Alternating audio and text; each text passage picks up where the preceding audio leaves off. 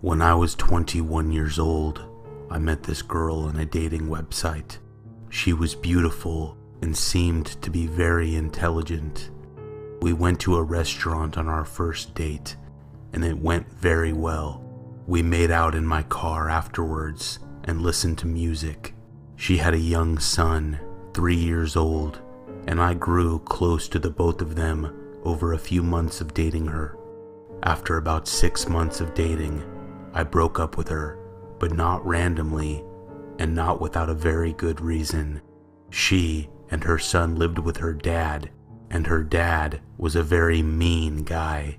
He didn't like us being together, and he would do crazy rude shit, like walk into the living room and bluntly ask when I was leaving, or sometimes tell her I wasn't allowed to come over to see them for no reason. I grew very tired of his shit, and honestly, I noticed her acting like him at times, being very rude to people like my brothers or anyone in my family. We were at a family function one time, and my cousin was talking about her new job and felt comfortable enough to blurt out how much money the company started her at.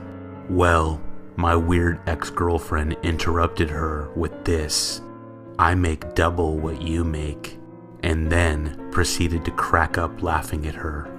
We argued on the way home, and I knew this was not the one for me. So after I broke up with her due to her behavior at times and her asshole father, she acted out and was taking it hard, I guess is one way to put it. She called my work and told my boss I did drugs, which I have never done a single drug in my life. I ended up getting tested and passed, of course, in which case my boss told me, "You need to get rid of that woman."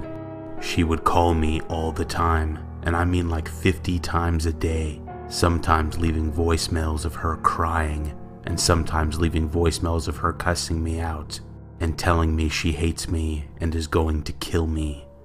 One day, on my lunch break, I walked out to my car and checked my voicemails like I always do. There was only one of her, and she was crying and screaming and cussing me out and threatening me. This is the kicker though. At one point, I heard her physically hurt her son to make him cry, and then blamed him crying on the fact that I left them. At the beginning of the call, I could hear him asking her questions calmly. He was fine. I was shocked and called my mom to ask her if she thought I should call CPS or 911 or what she thought I should do. I ended up calling CPS, and they asked me several questions about her and about our relationship, which I told them had ended.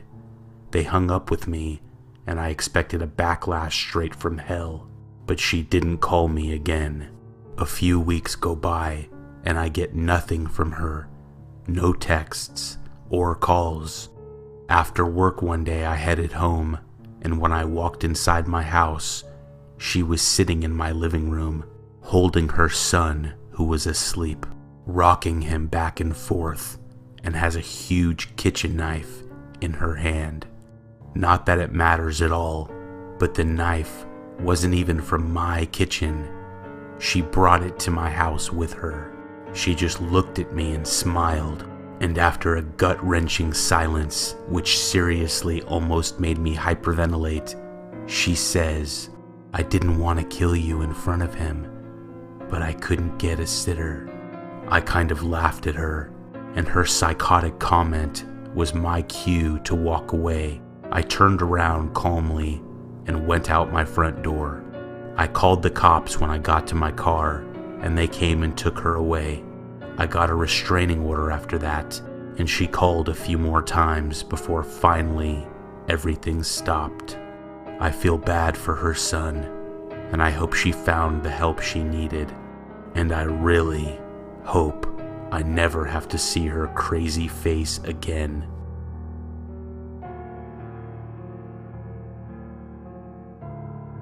He was not an ex. He was the biggest mistake of my life. I had been dating him for a year with no signs of anything strange going on. I lived with my best friend Heather at the time, and one night I woke up in the middle of the night to find him not laying next to me. I assumed he was in the bathroom and continued to lay there. After a few more minutes, I had a gut feeling I should get up and find him. I went out to the bathroom in the hall, and he wasn't there. And after peeking in the living room to find it dark, I felt sick to my stomach. I went into Heather's room and opened her door. She was in bed, asleep, and he was standing at the edge of her bed, just looking down at her.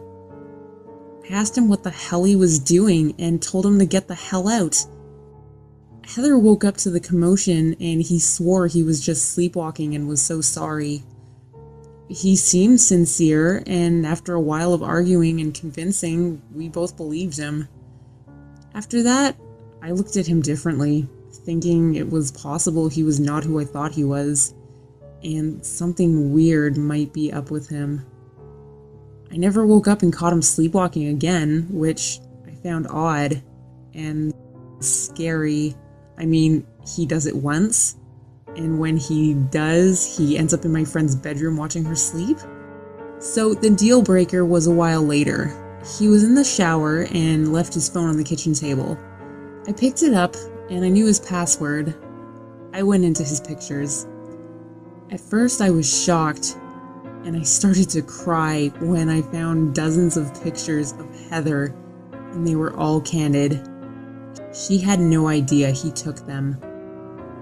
Then I saw the other pictures, candid pictures of children, hundreds of them, random kids we didn't know, some taken through chain link fences of children on a playground. Fighting my hysterical crying, I went into the bathroom and told him to get out. I never wanted to see him again. He tried to calm me, but every word he said made me want to hurt him more. I was absolutely hysterical, and I told him I found everything and that he needed to leave immediately.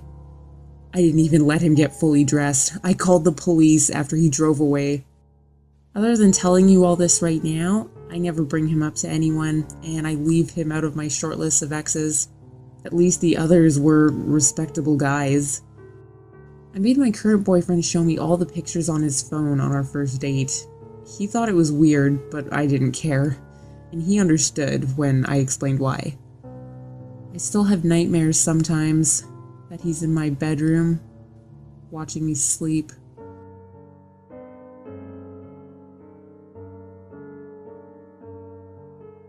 My ex-girlfriend was legitimately insane. I figured out she had a screw loose early on and broke it off with her. One day, a long time after I broke up with her, she walked 3 miles to my house with a pot of macaroni and cheese. 3 miles.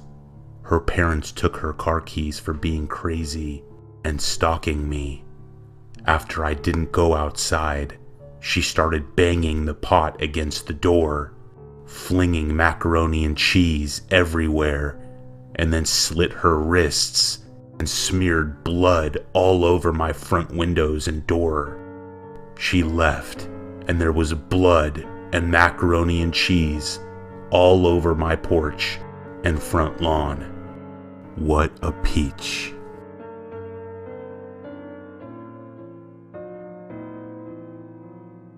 This is my first time writing or telling anyone other than my family about this. I dated this guy in high school, and I broke up with him only about a month after seeing each other. He was way too clingy and acted weird sometimes. I knew him in school for a while before we started dating each other, and I didn't find out he had serious mental problems until after we were already dating. I felt bad at first, but not after he threatened to kill me and kill himself. This went on for a long time, months, before he was finally committed to a mental institution. My senior year, he showed up to school again. He seemed to be acting normal. He kept his distance from me, except for the few times when I caught him looking at me intently in the quad at lunch. He started dating a girl I knew towards the end of the school year, and I asked her in class once if she was happy with him. She said yes, and had nothing negative to say at all. Well, I was happy to hear that, and thought he moved on and was fine. Until the night he called me, bawling, telling me he loved me and he was going to kill himself or his girlfriend. I hung up the first time he called, but then he sent a picture.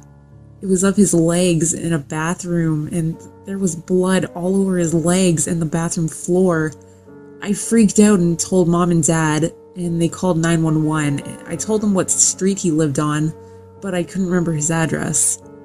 He sent me texts back to back and called every few seconds for about 20 minutes, telling me to come over or he would kill himself, screaming. This was so traumatic, I can't even explain how scary it was thoroughly. Eventually the texts stopped coming in and the cops came over and took my phone for evidence. Needless to say, I didn't sleep that night. A couple weeks went by and I actually saw him at school again. I was afraid and went to the office when I saw him and was confused on how he was able to come back. I saw his girlfriend again too, although she had broken up with him. She had no idea about the calls or the bloody picture of his legs that he sent me that night.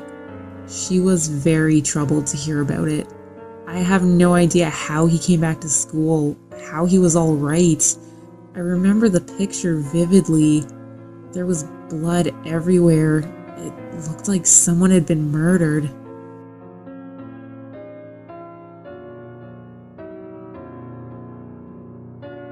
I was with this girl for about 3 months before I realized she was way too immature for me.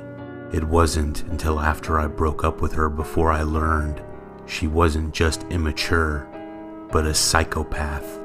She sent me a video of herself in her underwear, waved at the camera, took a blade to her wrist, and then wiped the blood onto her face and arms, and then waved goodbye. It was like a scene from a horror movie. She would stalk me, which is much creepier than I ever thought it could be. I was at the movies with my girlfriend I started dating after her, and in the middle of the movie, my girlfriend got up to go to the bathroom and came back and told me that while she was sitting down peeing, she looked down to see a head and eyes barely visible looking up at her from under the stall next to her. She said she screamed, and when she came out, there was nobody else in the bathroom. I showed her a picture of my ex, and she confirmed that it was her that did it. The last thing she did before I called the police was snuck into my house and opened my bedroom door.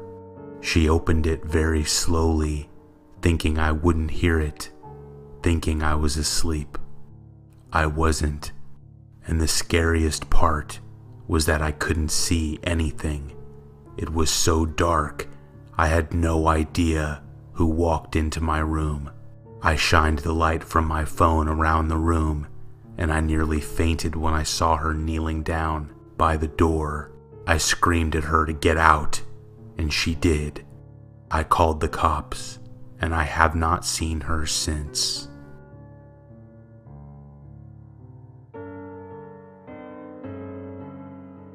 My ex-girlfriend walked into Thanksgiving dinner while my stepfather was putting the turkey on the table and demanded to know if I was sleeping with the girl that was there. She then tried to steal my phone, and after 10 more minutes of her screaming obscenities, my entire family watching, she proceeded to steal my bed. I mean, she literally took my mattress and box spring through the house and brought them out on the front lawn. She quickly realized that her Honda Civic wasn't going to be able to transport my mattress and box spring, so she took the only reasonable course of action and decided to stand on them so that I couldn't get them back. She made a phone call, and a while later, her sister showed up with a truck. She screamed, "Have fun having sex on the floor," and loaded my bed into the truck, and then she got in her car and left.